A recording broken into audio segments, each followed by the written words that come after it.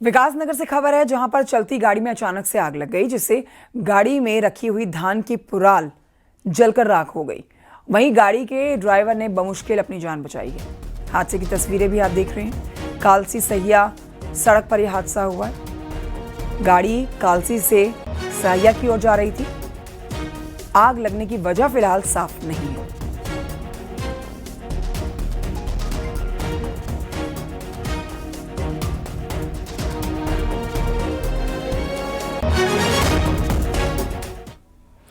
खबर चमोली से है, जहां पर बद्रीनाथ नेशनल हाईवे पर हादसा हो गया। यहां पर हेलेंग के पास में रोडवेज की बस का ब्रेक फेल हो गया, जिसके बाद गाड़ी पहाड़ी से टकरा गई और पलटी हुई नजर आई। तस्वीरें आप देख रहे हैं। यात्री सभी सुरक्षित हैं। रोडवेज की बस जोशीमठ से हरिद्वार की ओर जा रही थी। हेलेंग के पास ब्रेक फेल हुआ। गनीमत रही कि बस खाई में नहीं गिरी।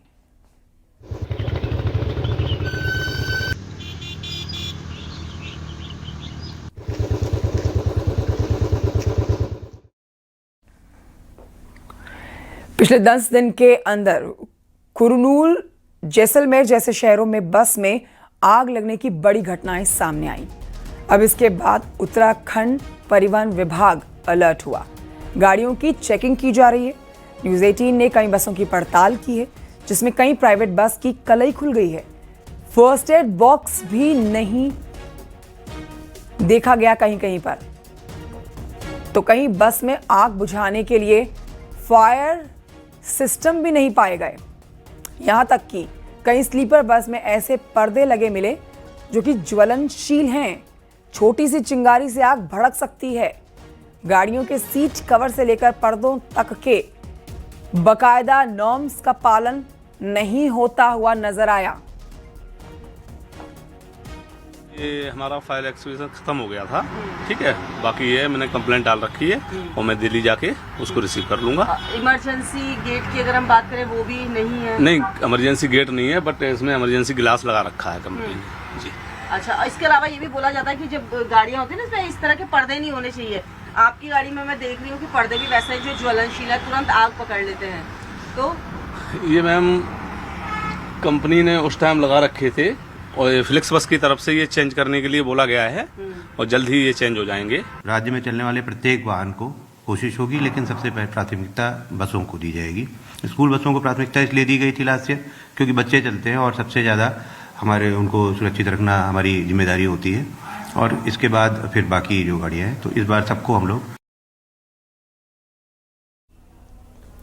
रुद्रप्रयाग से अगली खबर, जहां पर जखौली ब्लॉक के पांडवस्थली स्वास्थ्य केंद्र में तैनात महिला सामुदायिक स्वास्थ्य अधिकारी ने डॉक्टर पर बदसलूकी का आरोप लगाया।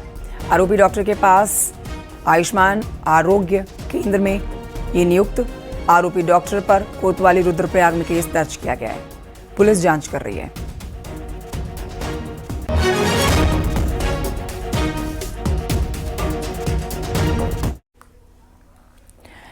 रुद्रपुर के जिला अस्पताल के डॉक्टर पर दिव्यांग से बदसलूकी का आरोप है। एक महिला अपने दिव्यांग बेटे के मेडिकल सर्टिफिकेट बनवाने के लिए अस्पताल पहुंची हुई थी।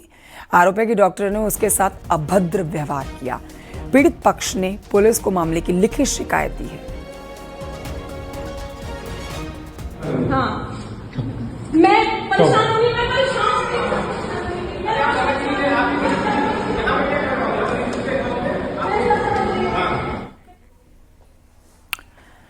उत्तराखंड की फेमस यूट्यूबर तनु रावत अपने नए वीडियो शूट को लेकर विवादों में आ गई हैं।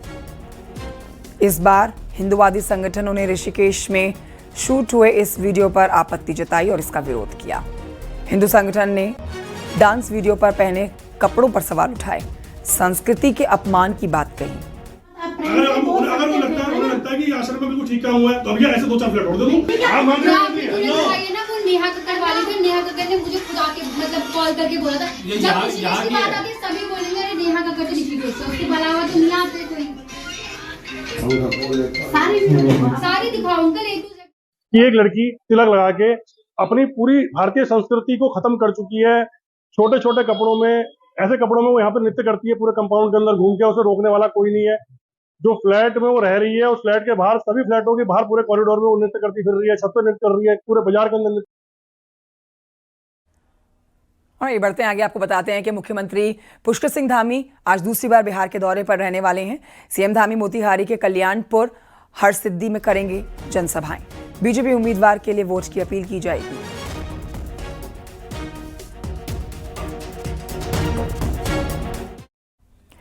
उत्तराखंड राज्य स्थापना दिवस यानी कि 9 नवंबर को अब पीएम मोदी देहरादून आने जा रहे हैं।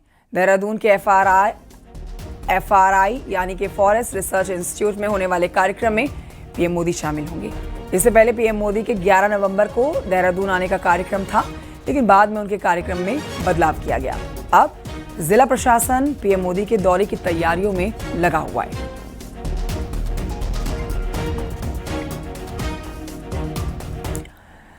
देहरादून में नगर निगम ने GIS इस उद्देश्य से करवाया है सर्वे, जिसमें हर प्रॉपर्टी पर नजर रखेंगे। साथ ही नगर निगम की जिन प्रॉपर्टियों पर अतिक्रमण किया गया है उसे खाली कराएंगे। लेकिन सर्वे रिपोर्ट देखकर आप माथा पीटने के सिवाय और कुछ नहीं करेंगे। रिपोर्ट देखिए।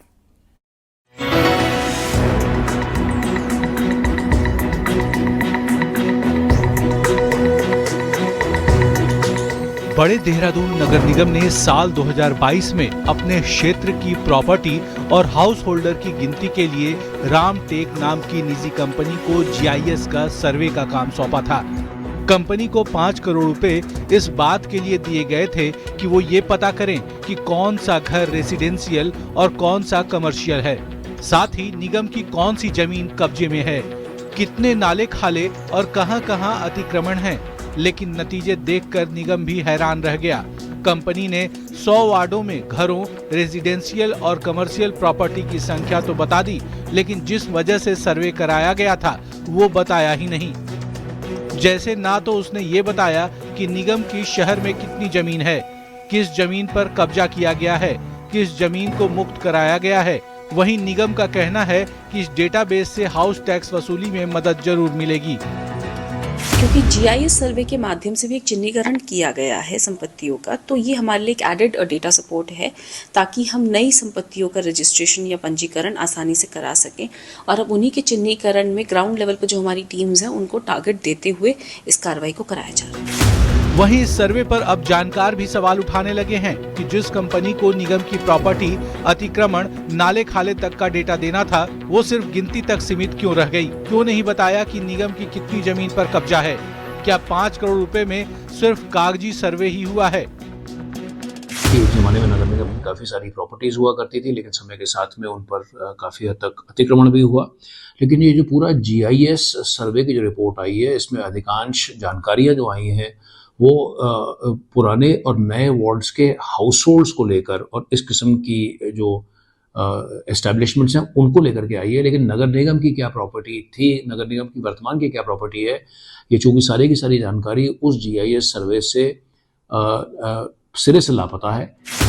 देहरादून नगर निगम का ये GIS सर्वे गेम अब सवालों के घेरे में है।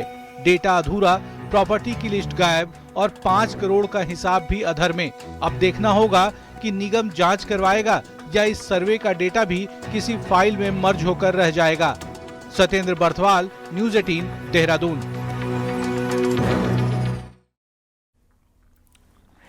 हरिद्वार में हर की पैड़ी पर मामूली सी बात पर ही 3 महिलाएं आपस में भिड़ गई। इन तीनों ही महिलाओं की इस हाथापाई का वीडियो भी सोशल मीडिया पर वायरल है। आपको वीडियो दिखा रहे हैं, देखिए किस तरह से मंदिर परिसर के अंदर ये मारकुटाई हुई है। आसपास के लोगों ने इस घटना का वीडियो बनाया और कई वीडियोस वायरल हुए। पुलिस ने तीनों के खिलाफ मुकदमा दर्ज कर लिया है।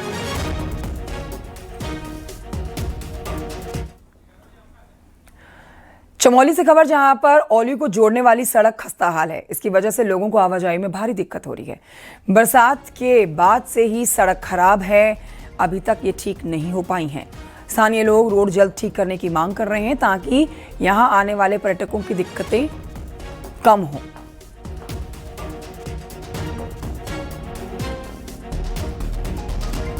लोग 7 से 8 साल से ये जो 600 मीटर का एक पैच है जो आपका GMBN की तरफ आता है, हम लोग इसे 6 से 7 साल तक हमेशा ऐसे ही देख रहे हैं और बहुत दयनीय बुरा हाल इस रोड के हो रखे हैं।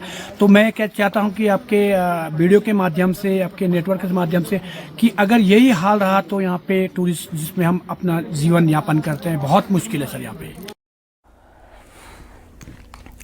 उधर राज्य स्थापना के 25 साल हो जाएंगे पूरे। अब 26वें साल में उत्तराखंड प्रवेश करेगा। इसको लेकर अलग अलग प्रोग्राम हो रहे हैं। राष्ट्रपति से लेकर प्रधानमंत्री तक पहुंचने की अब तैयारी है प्रदेश में। कांग्रेस अपने अलग प्रोग्राम को लेकर अब तैयारी कर रही है। बीजेपी का कहना है कि कांग्रेस को इससे भी कुछ हासिल नहीं होने वाला है। रिपोर्ट देखिए।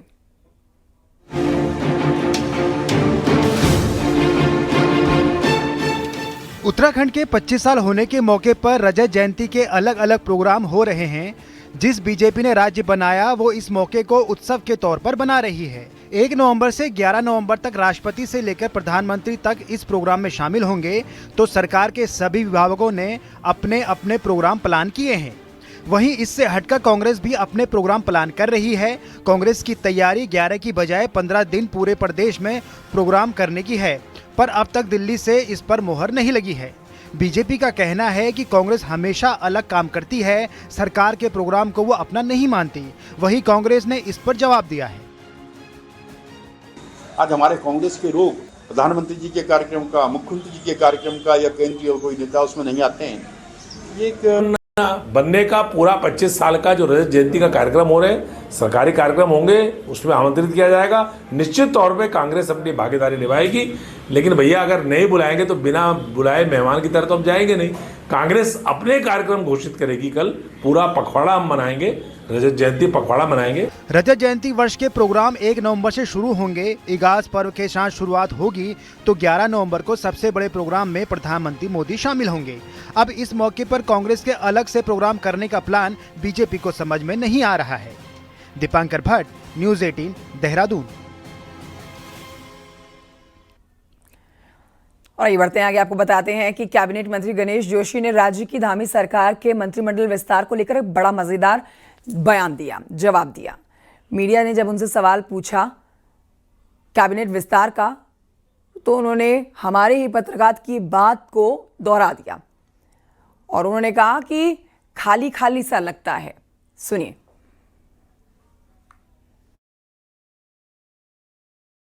कैबिनेट मंत्री विस्तार नहीं करता ना। नहीं चर्चा नहीं हो रही क्या सर? मैं क्या कह रहा हूं? मैं आपसे यही तो कह रहा हूँ, आपने बहुत छोटे व्यक्ति से तो इतना बड़ा सवाल कर दिया कि मैं इस उत्तर देने के लायक। खाली खाली नहीं लग रहा है सर आपको? अपना साथी नहीं है, खाली तो नहीं लगता, कुर्सियां खाली नहीं लग रही। लेकिन आपके पड़ोस में अगर ना हो, आपका पड़ोस खाली हो, आपको अपना घर खराब लगता होगा ना। जी मुझे भी खराब लग रहा है। लेकिन मैं कहता रहा हूँ ये केंद्रीय तत्व माननीय मुख्यमंत्री जी का विषय है, तो उनसे पूछेंगे तो बेहतर है। 2027 की जंग के लिए बीजेपी ने अपने युवा मोर्चा की टीम फील्ड पर उतार दी है।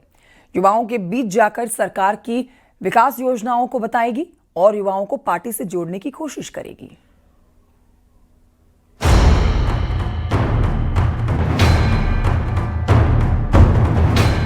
बीजेपी ने अपने युवा मोर्चा की टीम फील्ड में उतार दी है। पार्टी 1 बूथ 20 यूथ पर काम कर रही है, जिसमें एक बूथ पर 20 युवाओं की टीम जाकर पार्टी लाइन पर काम करेगी। इसके लिए युवाओं की टोली उतारी जा रही है। 1 बूथ 20 यूथ की संरचना बनाएंगे कि जिसमें प्रत्येक बूथ में हमारे साथ 20 युवा जुड़ेंगे और वो मिलकर संगठन का विस्तार करेंगे। लगातार उसमें राष्ट्रवाद से प्रेरित जो हमारी राजनीतिक विचारधारा रही है उसका विस्तार होगा। 2027 में हम चुनाव में फिर से कूद रहे हैं। 2026 एक चुनावी वर्ष के रूप में हमारे बीच होगा। युवाओं को साधने की बीजेपी प्लानिंग कर रही है, लेकिन बीजेपी के सामने एक चुनौती भी है। संगठन में उसके पास दमदार युवा चेहरों की कमी है। हालांकि बीजेपी नेता मानते हैं कि प्रदेश अध्यक्ष से लेकर कैबिनेट में कई मंत्री ऐसे हैं जो युवा और जनता की पसंद है। मंत्रिमंडल प्रदेश का देख लीजिए, उसमें हमारे बहुत लोग युवा हैं। हमारे पूरी प्रदेश की जो नई कार्यकारिणी पदाधिकारी आई हैं उसमें हमारे लोग युवा हैं। तो भारतीय जनता पार्टी तो सबसे ज़्यादा युवाओं को आगे बढ़ाने वाली पार्टी है मुझे लगता है। और संगठन कैसे, संगठन भी युवा हो सकता है, हमारा प्रमुख संगठन, ये भारतीय जनता पार्टी ने करके दिखाया भी है। उत्तराखंड में 36 लाख से ज्यादा युवा वोटर हैं जो किसी का भी गेम बनाने और बिगाड़ने में अहम भूमिका निभा सकते हैं। ऐसे में पार्टी का पहला फोकस युवाओं को साधने पर है। इसके लिए यूथ विंग को मोर्चे पर उतारा जा रहा है। न्यूज़ 18 के लिए देहरादून से भारती सकलानी की रिपोर्ट। बद्रीनाथ धाम में कड़ाके की ठंड पड़ रही है और इसके बाद भी देखिए वहां पर भारी संख्या में श्रद्धालु भगवान बद्री विशाल के दर्शन करने के लिए पहुंच रहे हैं। आपको बता देते हैं तकरीबन हर दिन यहां पर 4000 यात्री बद्री विशाल के दर्शन करने के लिए पहुंच रहे हैं। दिन अब बहुत ही कम बचे हैं। बद्रीनाथ दरबार के जो कपाट हैं वो इससे पहले कि बंद हो, इसलिए हर दिन श्रद्धालुओं की संख्या बढ़ रही है और अभी तक की जानकारी के मुताबिक 15,70,000 बद्रीनाथ धाम यात्रा करके दर्शन करके घर लौटे हैं।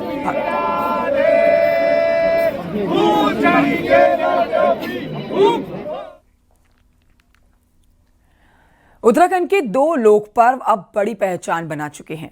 बीजेपी ने इन त्योहारों को इस कदर दुनिया के सामने रखा है कि अब न सिर्फ देश में हरेला और इगास का पर्व मनाया जाता है, बल्कि अंतर्राष्ट्रीय स्तर पर भी जो विदेश में रहते हैं उत्तराखंड वासी वो इस त्योहार को मनाते हैं।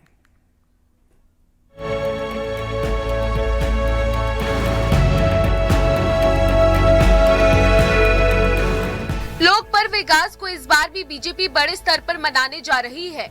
विधायकों सांसदों की ड्यूटी क्षेत्रों में लगाने से लेकर पार्टी कार्यकर्ताओं को भी इगास को गांव में मनाने का टारगेट दिया गया है। 1 नवंबर को जहां सीएम आवास पर इगास का कार्यक्रम होगा, वहीं बीजेपी ने अपने बूथ मंडल पर भी इगास मनाने का आह्वान किया है कि मुख्यमंत्री जी के आवास पे एक आयोजन इगास का होगा ही। उसमें भेलो नृत्य है, उसमें सांस्कृतिक कार्यक्रम है, ऐसी सारी चीज़ें उसमें भी रहेंगी। और जो लोग जहाँ आयोजन इसका करेंगे, अपने आवास पे भी कुछ लोग करने वाले हैं, कुछ लोग अपने गांव में जाके करेंगे। दरअसल पिछले कुछ साल में देवभूमि के लोक पर्व हरेला और इगास को एक बड़ी पहचान दिलाने में बीजेपी ने बड़ी भूमिका निभाई है। उसका नतीजा ये रहा कि अब दूसरी किसी पार्टी के पास ऐसा कोई मौका नहीं है जिससे वो इन लोक पर्व के सहारे राजनीति को आगे बढ़ा सके। बीजेपी का मानना है कि जनता को उनकी संस्कृति से जोड़ना और नई पीढ़ी को लोक पर्व का महत्व बताना जरूरी है। जब तक हम अपनी इन सांस्कृतिक धरोहरों को नहीं समझेंगे, अपनी पीढ़ी को नहीं देंगे, अब जो बच्चे मैदान में शहरों में पैदा हो रहे हैं उनको पता ही नहीं चलता इगास क्या हुई, बग्वाल क्या हुई। तो हमारी वो संस्कारों से, जमीनी संस्कारों से, हमारी परंपराओं से पीढ़ी दूर हो रही है। तो ये हमारी नैतिक जिम्मेदारी भी है कि अपनी पीढ़ी को अपनी परंपराओं से, अपने वार त्योहारों से, ये वार त्योहार क्यों आते हैं, ये एकजुटता के लिए आते हैं। इस साल 1 नवंबर को इगास का पर्व मनाया जाएगा, जिसके लिए सामाजिक संगठन से लेकर कला संस्कृति से जुड़े लोग भी तैयारियों में जुटे हैं, ताकि लोगों के बीच में उत्तराखंड के इस लोक पर्व की छटा पहुंच सके। न्यूज़ 18 के लिए देहरादून से भारती सकलानी उनियाल की रिपोर्ट।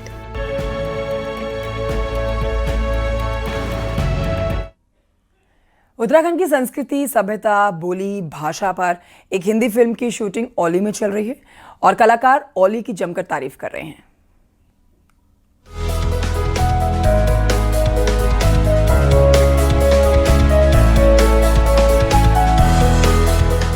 मशहूर पर्यटक स्थल औली इन दिनों फिल्मी कलाकारों से भरा हुआ है। यहाँ मुंबई के डायरेक्टर, प्रोड्यूसर और एक्टर एक फिल्म की शूटिंग करने के लिए पहुँचे हैं, जो उत्तराखंड के कल्चर पर आधारित एक फिल्म की शूटिंग कर रहे हैं। शूटिंग के लिए मुंबई से आए कलाकार औली की हसीन वादियाँ देखकर मंत्रमुग्ध हैं और यहाँ की खूबसूरती की जमकर तारीफ कर रहे हैं। औली का लोकेशन अद्भुत है, अनटच्ड है। हमने अभी तक ऐसा, मैंने तो एटलीस्ट नहीं देखा है किसी भी फिल्मों में अभी तक। तो मेरे डायरेक्टर बहुत कीन थे कि किसी भी तरह यहीं शूट करें। बहुत ही सुंदर है। आप तो कैमरा कहीं भी खोलिए या नज़रें कहीं भी दौड़ाइए, खूबसूरती ही खूबसूरती है। और खूबसूरती के अलावा जो है वो यहाँ की एक इन्वायरमेंट में स्टोरी है। उत्तराखंड में फिल्म की शूटिंग के लिए कई अच्छे डेस्टिनेशन हैं और सरकार भी फिल्म शूटिंग को बढ़ावा दे रही है। वहीं फिल्म शूटिंग करने आए कलाकारों का कहना है कि ओली स्विट्जरलैंड जैसा ही खूबसूरत है। खूबसूरत है, ऐसी लोकेशन स्विट्जरलैंड से कंपेयर करने वाली लोकेशन है ये, उससे ज़्यादा ही अच्छी है। मेरे दोस्त यहाँ आए हैं तो दोनों जगह गए हैं, कहते ये ज़्यादा अच्छी लगती है हमें। हमारे लिए भी एज एन एक्टर अच्छा रहेगा, क्योंकि मैं भी एक्टर हूँ। जब तक गढ़वाल में पिक्चरें नहीं बनेंगी तब तक लोग पिक्चरें नहीं देखेंगे, तो मुझे भी एज एन एक्टर सपोर्ट नहीं करेंगे। और अभी हमारी उत्तराखंड के डांसर सबसे नंबर 1 है, म्यूजिशियन नंबर 1 है, हर जगह नंबर 1 है। एक्टर बचे तो उम्मीद है कि हम भी आएंगे। मेरा भाई भी एक्टर है, तो हम दोनों कोशिश कर रहे हैं कि उत्तराखंड में अलग अलग मूवीज बनाए, कुछ काम करें। विश्व के मानचित्र पर ओली की अपनी पहचान है। यहाँ से नंदा देवी पर्वत, द्रोणागिरी और नीलकंठ पर्वत की चोटियाँ दिखाई देती हैं, जो हर किसी को अपनी ओर आकर्षित करती हैं। अब उम्मीद है कि आने वाले समय में दूसरे डायरेक्टरों की नजर भी ओली पर पड़ेगी और यहाँ ज्यादा से ज्यादा फिल्म शूट होंगी, जिससे स्थानीय लोगों को भी फायदा होगा। चमोली से न्यूज़ 18 के लिए नितिन सेमवाल की रिपोर्ट। अल्मोड़ा के चौखुटिया में पिछले 28 दिनों से बदहाल स्वास्थ्य के लिए अनशन चल रहा है। स्वास्थ्य केंद्र को हाईटेक करने की ये लोग मांग कर रहे हैं। अब पूर्व मुख्यमंत्री हरीश रावत इन अनशनकारियों के बीच पहुंचे, उनकी मांगों का समर्थन किया। हरीश रावत ने कहा है कि मैंने खुद आज स्वास्थ्य मंत्री से बात की है और उनसे उप जिला चिकित्सालय की वित्तीय सहायता के लिए कहा गया है। मैं आज वहां अनशनकारियों से मिला और वहीं से मैंने माननीय मुख्यमंत्री से भी बातचीत की और माननीय स्वास्थ्य मंत्री जी से भी बातचीत की। स्वास्थ्य मंत्री जी से तो मैंने आग्रह किया कि उन्होंने जो उप जिला चिकित्सालय खोला है उसकी वित्तीय स्वीकृति भी भेज दे, 2-4 लाख की टोकन मनी के साथ ही। इन्हीं खबरों के साथ वक्त एक छोटी सी ब्रेक का है, कहीं मत जाइए। 11 बजे की 11 खबरों के साथ लौट रहे हैं।